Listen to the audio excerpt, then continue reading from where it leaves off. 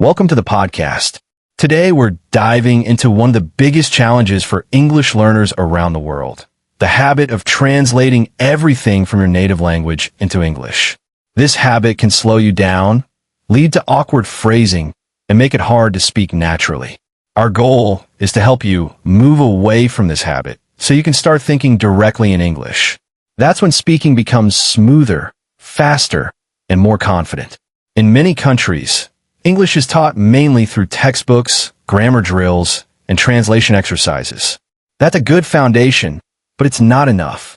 If you want to use English in real life for travel, work, studies, or friendships, you need to train your brain to use English as a tool for thinking. Let's first understand why translating in your head causes problems.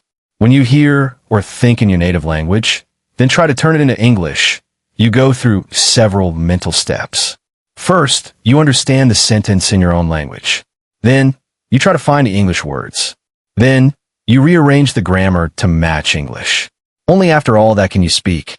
This process is slow and stressful. And most of the time, the sentence ends up sounding strange. That's because grammar and sentence structure vary a lot between languages. Let's take a basic example. You might have a sentence in your language that translates word for word to I go work. But in English, we say I go to work or I'm going to work.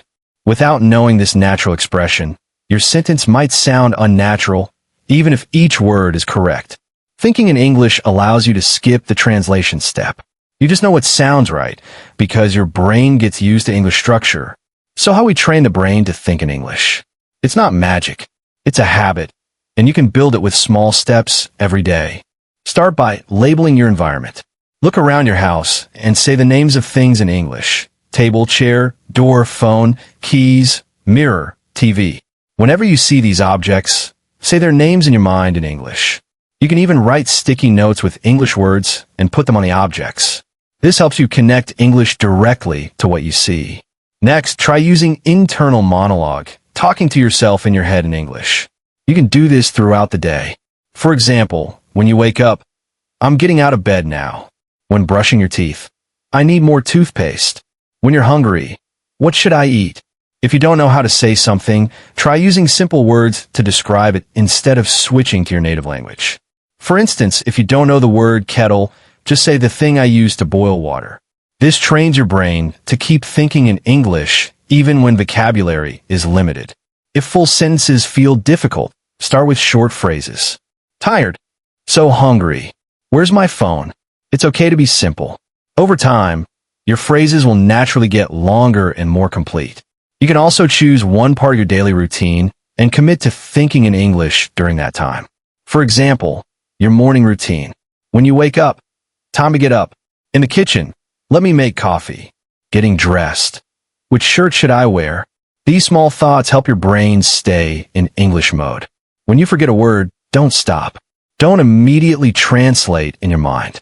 Instead, describe it using the English you do know. This builds flexibility. For example, if you forget the word remote, say the thing I use to change the TV.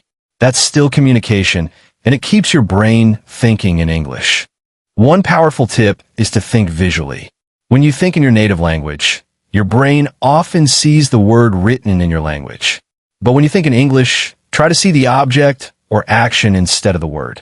For example, instead of thinking of the word coffee in your own language, just picture the coffee in your hand and think coffee. Then add the action, I'm drinking coffee. This makes your thoughts faster and more natural. To give you practical ideas, here are real-life situations where you can practice thinking in English. At the supermarket, I need eggs, bread, and noodles. Where's the soy sauce? This one is too expensive. At a coffee shop, one iced latte, please. Can I have it with oat milk? For here, or to go, on public transport. Is this the right bus? How long to the station? I'll get off at the next stop. In the kitchen, cut the vegetables. Boil the rice. Where's the oil? On the phone. Can I talk to Anna? I'll call back later. Sorry. Can you say that again? These everyday phrases train your mind to form English sentences quickly and naturally. You'll notice that many of them are simple, but very common. These are the sentences that build fluency. Now, let's talk about listening and speaking. These two skills support your ability to think in English. First, try listening actively. Watch English videos, especially ones with everyday situations. Use subtitles if needed, but focus on repeating the sentences in your head. For example, if you hear someone say, "I'm going to make dinner," repeat that sentence mentally. This helps your brain pick up natural rhythm and phrasing. Shadowing is also a great method. That means you listen to a short sentence and repeat it immediately, like an echo. Try this with YouTube videos or podcasts.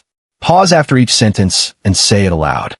It improves your pronunciation and helps you get used to English sentence flow. Even when you're alone, speak aloud. Describe what you're doing. "I'm washing the dishes. I need to leave in 10 minutes. Where did I put my bag?" These small practices turn your passive knowledge into active English. Another trick is to use English in your text and voice messages. Try texting a friend in English, even just a short message like "How are you?" or "I'll be there at 7." You can also record voice messages talking about your day. To make thinking in English more natural, change parts of your environment. Switch your phone and apps to English. This forces you to see and use English every time you use your device. Follow English content creators on social media. Even if you just watch for a few minutes a day, it helps your brain stay familiar with the language. Use English when writing to-do lists or notes. Instead of writing in your native language, try buy fruit, finish homework, call mom. It may feel strange at first, but it will become easier. Join online communities where people use English. Reddit, forums, or even Facebook groups can be great places to read and comment in English on topics you care about. Finally, try keeping a simple journal in English. Write a few sentences each day about what happened, what you're thinking, or what you plan to do. Even 1 or 2 lines a day builds the habit. Thinking in English isn't about speaking perfectly. It's about making English your mental language, your default. Every time you choose to think in English, you're getting one step closer to fluency. Be patient with yourself. Start small. Repeat often. The more you do it, the more natural it becomes. And eventually, English won't just be a subject you studied. It will be the way you communicate with the world. Thanks for listening. Keep going and keep thinking in English.